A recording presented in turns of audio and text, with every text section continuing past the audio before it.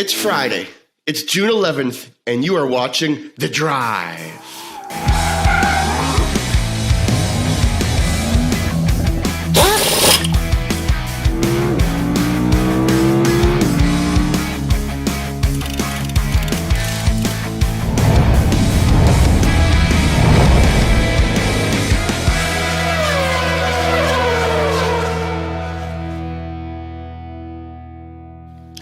Welcome to The Drive, and great to see you, Catherine. I think everyone here will notice I am not Daryl Prale, but Daryl Prale is currently going to Outbound. So I am your host, and Catherine will be my co-host. Thanks for coming on, Catherine. Hey, Sean. Hey, Sean. Happy Friday. So great to see a different face right here around. How is everything going? Everything is good. I know we are doing this for the first time together, so I'm excited to let the audience know what we're going to talk about today, and we're going to start today with the road ahead. So next week, Outbound 2021. I know we have been preparing for that conference. Do you think people are ready for that in-house conference, and the virtual conference is going to be starting off next week? This one is a pretty cool one because it's a hybrid, right? Not really a hybrid. You will have the option to either attend in person, Tuesday starts, or go online, right? Still for the folks like Canada that we are kind of in that stage where you really can't travel, but you still have to go through a lot of testing and a lot of hassle around it, or you might not have your second dose, so you don't want to go. You have those two options. I believe everyone is pretty excited. Honestly, what I hear everywhere is that people are ready to go back to as normal as it can be. Yeah. They want to interact. They want to catch up. They want to just have interaction with something that is not the four walls, right? That we've been all into for the last 18 months. Yeah, no, I think a lot of people are excited, and I think a lot of people are going with the expectation they can now finally, maybe not shake hand, but, give elbows or something with people at the conference and meet people that they used to see, 4 or 5 times a year at conferences. So that's something that's coming up. Another thing I wanted to mention, the Auto Close Partner Program is coming soon. And we'll go through that later. But Ollie at Auto Close is starting the partner program. And we'll give you guys a VIP sneak peek. So TSECC folks, we will be taking care of you guys. So let's go to our first big section, Catherine. Money, money, money. The first thing I want to talk about is USign raises $36.6 million to build the European alternative of DocuSign. What do you think about that? Do you think it's a crowded market, or where do you stand? Wow. I think it really always comes down to, it depends on the market and the actual offerings they have at the end of the day. There's enough space for the big majority of the solutions, right? There are the increase on new companies, small companies, startups. It's just out of proportion. Like, I admire these folks that really, like you, have like a different idea at lunch, at breakfast, at dinner, and then they go with it, right? Yeah. Those folks need a different solution. Those folks need a different structure. How flexible these folks are, I don't know. But if they are already looking into that market, which you would assume, right, like that target market, then there is room, definitely, for more solutions. Yeah, and I'm 100% with you. I think people throw around the word crowded market so often, but if you look at it, you're never going to build a product or a software that hasn't been at something in that hasn't been done yet. And DocuSign, especially now after COVID, you have lawyers, everyone that's working from home, and DocuSign's just, look at their stock. It's really, really gone wild because everyone now has to do everything from not a workplace. So I also like how they're coming in from the European, because I think, DocuSign might already have some presence there, but if they could really tackle that European market and even become 10% of what DocuSign is, you're talking about $1 million and almost $1 billion valuation. So definitely think there is room to improve. It is a little bit of a crowded market, but I think if you're going specifically and strategically for the European side, I think they're positioning themselves correctly. So next one we have corporate affairs. This is an interesting one. ZoomInfo acquires conversational marketing service Incent. And I know, Catherine, we've touched upon and we've talked about many times in the past about like Drift and Intercom and all these other conversational tools. What do you think of this acquisition, and what do you think ZoomInfo's planning on doing with it? This one is interesting. I think definitely what we've always discussed, right? All these acquisitions are just with the aim or the goal of having a more robust package and solution for your audience. So ZoomInfo already providing really good nuggets, right? Like, hey, insights about the company that you are prospecting, the company that you want to go after. So now if you're able to connect all these data, which is what I'm assuming they're going to be doing, right? So you go into the website, you engage in a chat, but automatically with all the intelligence and the information they have, they bring it all together, and now you can have a more educated conversation. That's gold, right? We want to be, I think everyone is in that rush. It's a fine line, but the premise is good, where everyone wants to be as prepared as they can to actually have an educated conversation, to be able to connect and relate to the person they have in front of them, either through a chat or, face-to-face, Zoom, you call it. What are your thoughts about it? Yeah, and I think there's some sort of wider strategy. I know, ZoomInfo obviously collects a lot of data, sells a lot of data, and needs a lot of data points. I wonder if there's something strategically they're doing with that chat that now they're going to be getting so many more emails, and pretty much you're validating your own emails. ZoomInfo is validating their database by this chat, because people sign up with their chat, and once they're in the chat using that product, they know that email is valid right away. You don't have to do any pinging of servers, etc. So I think there is definitely a wider strategy. As we've seen over the last 6 months, there's just a lot of different acquisitions going on in the marketplace. But I think it's a very interesting play for sure. Yeah, I think that, as you said, hey, that there's so many things happening. Like, really, time is not only flying by, right? It's going super crazy. I've said it a million times, like, we're here on Friday, and then we're here on Friday again. And what happened in between? I have no clue what happened in between. And that's really what's going on out there, right? To the point we were mentioning, so many new companies coming up, so many new ideas, so many new businesses, so many acquisitions. It's interesting. It's a very interesting roadmap ahead to see what these companies really are aiming to achieve by the end. Like, what's the strategy in the long run? Yeah. One other thing I wanted to ask you, I saw that they actually changed the name and the brand within like the first week. Like it was from Incent, they changed it right away to ZoomInfo Chat. Do you think that's a little bit quick to change the name of the product? Like, your clients might not even know you got acquired and you've already changed the name to ZoomInfo Chat? Or is it something that, ZoomInfo's already built such a master brand that everyone knows who ZoomInfo is, that you can change you can change the name within, the snap of your finger, and people will get it because they already have that branding? That's a really good question, what you're raising up, because I went through a lot of acquisitions in my previous experiences. And that rebranding is what always take longer, right? Because you need to re-educate your audience, your current customers, and obviously all the prospects out there. So it's interesting to see that they kind of went so quickly into it. It could be what you're saying, that because it's such a well-positioned name up here, right?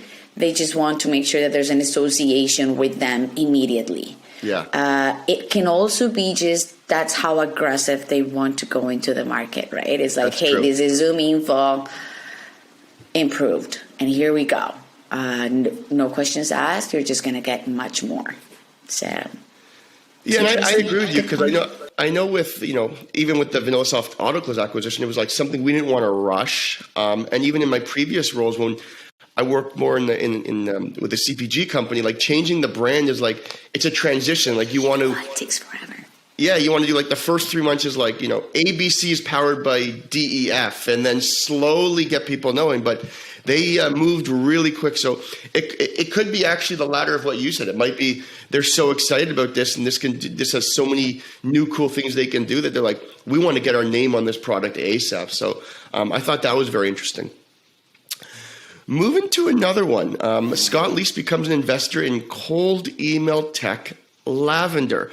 And now, funny enough, you've heard of Lavender. I actually had to Google Lavender before this recording today, and it's a very cool thing. It's something me personally, I was thinking not too long ago would be a great idea, but I also thought it'd be a really tough idea because you need to have a lot of AI to be able to give sales coaching on emails for every industry, et cetera, et cetera. So I know you know some more than me, but tell me what you think about that. This one is an interesting. I swim or I hang out in the waters where these folks are. So Scott Leese, we all know him, extremely knowledgeable person, tough leader, sales, expert. And he Lavender, like Will and William, which is like super funny because both of them, like the co-founders, kind of are named the same, and I love that. Obviously, for me, it's super. I don't know, just interesting. Anywho, Lavender is a really great idea, and these folks have been, playing in those communities, which actually is something that I wanted to discuss today. Is how the value of community is not only for individuals these days, and how companies are really investing into being part of communities and creating their own communities.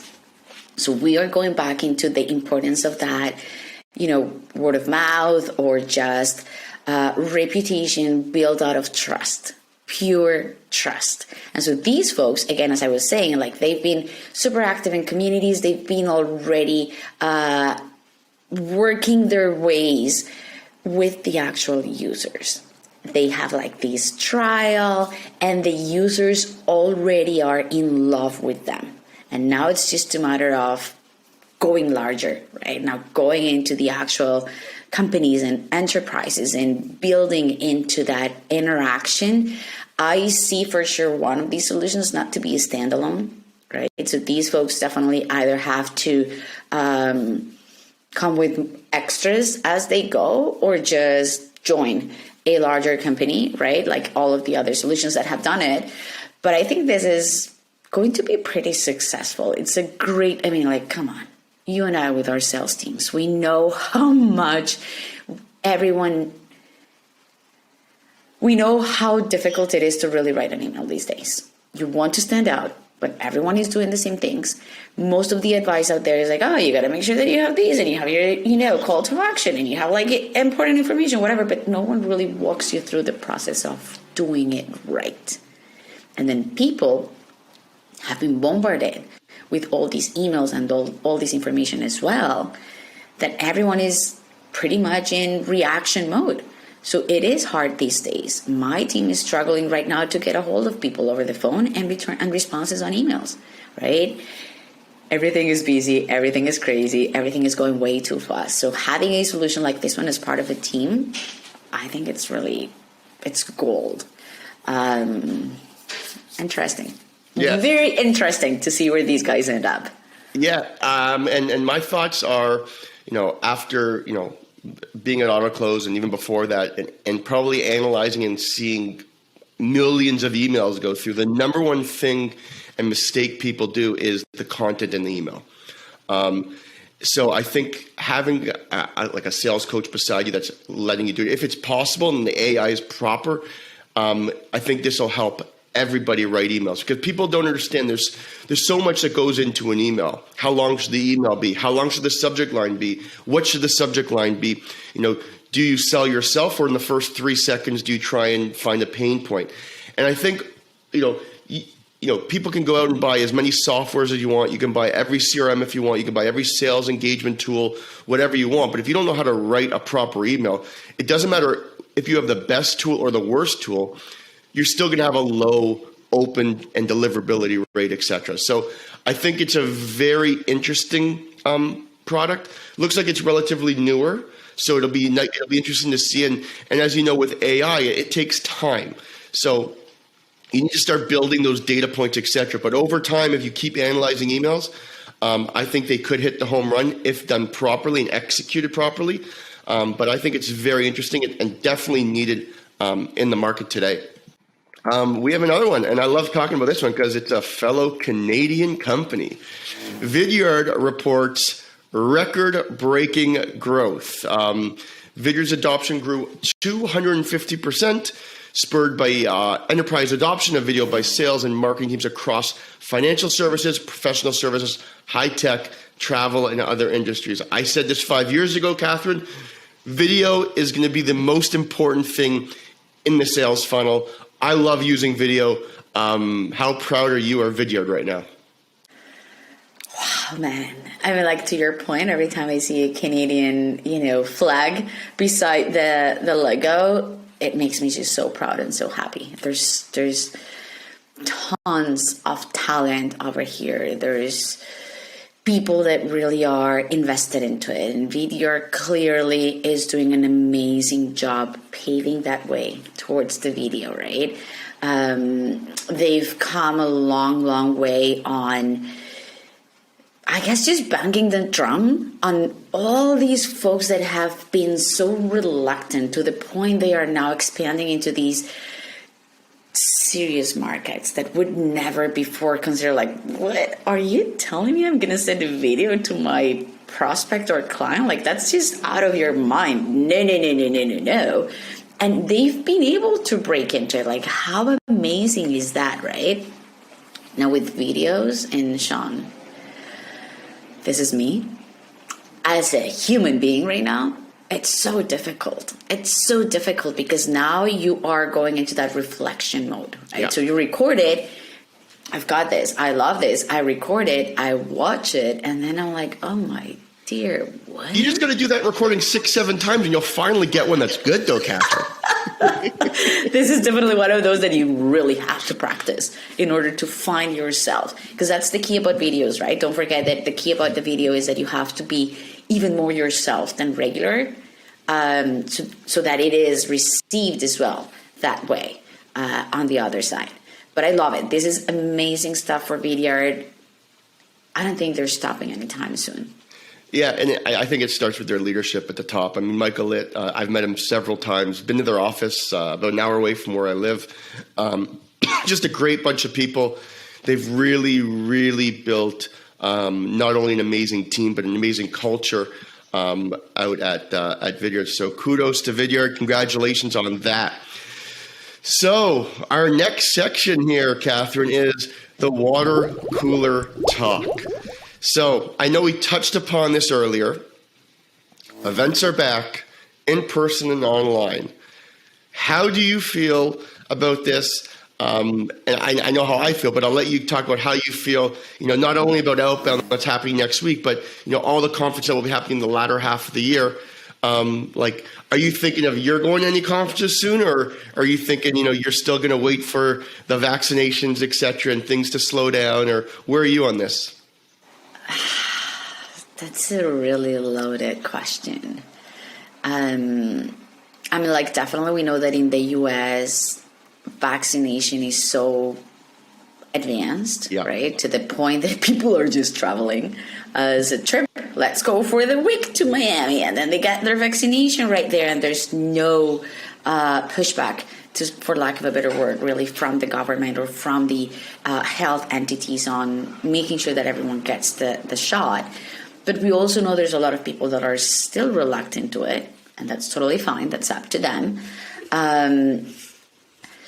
In person, my worry is just when they are in an enclosed environment, right? So if these folks, and of course, there's many challenges that come as well with that, like the audio, making sure that the experience is exactly the same, because now you're going to be in an open place or stuff like that. But I really believe that the key for all these events to kind of be able to come back solid is to have a nice hybrid into their structure allowing activities to be outside and inside so that people also have that opportunity to kind of feel safe just because there's wind blowing, to say in a way.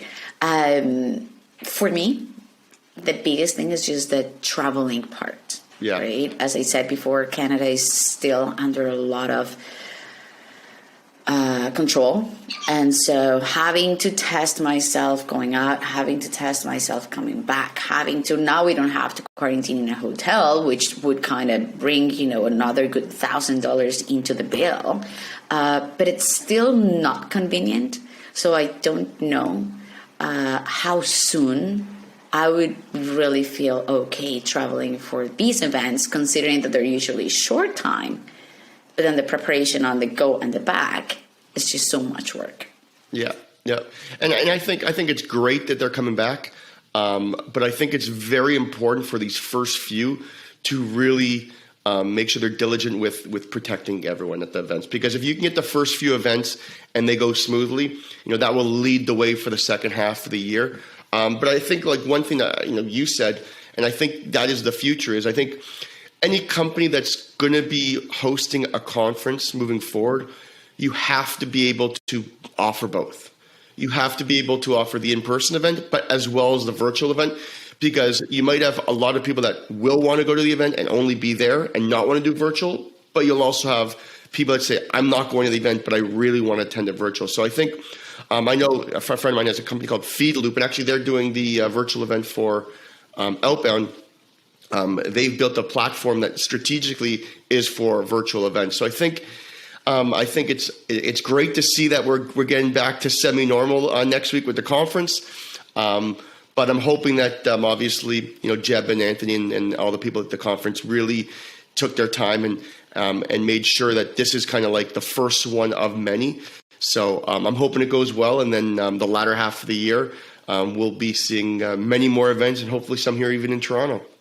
Yeah, that would be interesting. Yeah, I really think that everyone is ready to some interaction, like we said earlier, right? Like we want to, hey, you and I, we go out for walks, right? So we are ready to really have a bit of that, I don't know, space. Yep. To get out of in front of the computer, get out of the work mode, for lack of of a better word, because that's the other thing, right?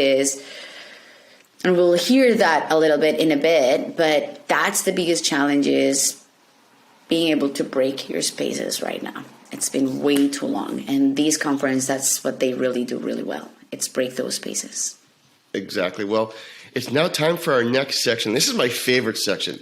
It's time for Ollie's Rant. Ollie. Hey, what's up, everybody? It's Ollie here on The Drive. This week, I'd like to share something a bit more personal. I'm really struggling to turn off my brain when I'm finished with work.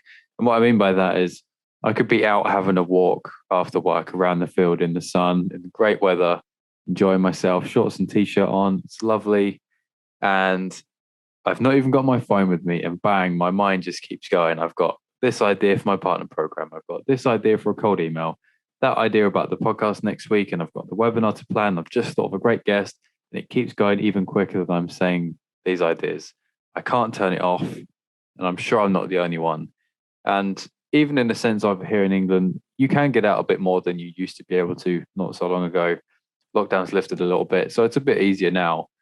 But I'm still finding it very difficult to just park my work mind, leave it there. And you could say if you love it that much, it's not really work. But in a sense, you do have to stop that at some point. You do have to really reset and recharge sometimes. So I wonder what you guys are doing. How do you find it? What do you do to turn off your brain at the end of the day? So, Catherine, what do you think about Ollie's little rant? Well, Sean, it's really attached to what we were just saying, right? Like, it has been just way too long. I have not met the first person to say, like, come on, I'm working smarter and not harder, right? Like, I'm working from home, but I'm working 5 hours instead of the regular 8-10 that I would work if I was at the office. It's all the opposite. We all have been working in and out. We don't have much to do. If you have seasons, then of course you can't go out. If you've had lockdowns like us, UK, Australia again, right? You just can't move outside of your house. What else do? You work. And so your brain is just on it and your brain is going. And man, if the brain is tough, right? Like every single day, I'm like, holy, right? So it's challenging, and that's where leadership should really be stepping in right now, is helping their people finding ways to really break it and grow stronger in that health, in that mental health, in terms of that mindset, right? Like it is something that requires a lot of self-awareness for you to say, like, hold on, I'm actually gonna, I don't know, whatever, start breathing right now so that I don't think more about work. I'm going to start thinking about, I don't know, listening to music, random singing, random dancing, whatever it could be, to cut it, because it's hard. And so that's why people are really burnt out. Yeah.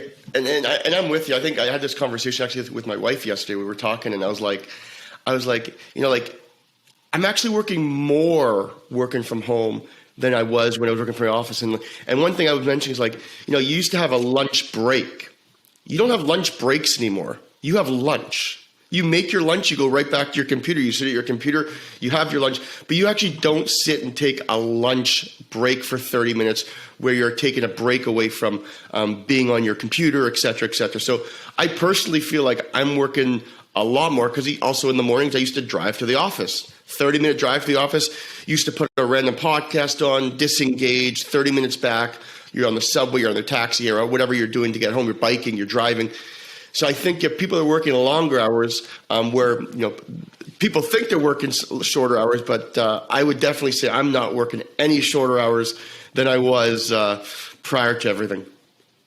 Yeah, it's way too much. Too many balls to juggle all the time. And if you have, you know, kids or parents or family that you take care of, it just gets crazy by the second, right? And that also makes you multitask a lot.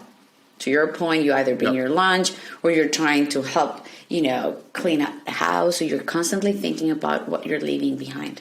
There's not such thing as any really organization structure anymore. There's really nothing as time management skills anymore, right? Like, you're just doing it all at the same time. So it is concerning. It's definitely something that has been raised everywhere, all the industries, all the verticals. Doesn't matter if you're in sales or not in sales, everyone is going through the same thing.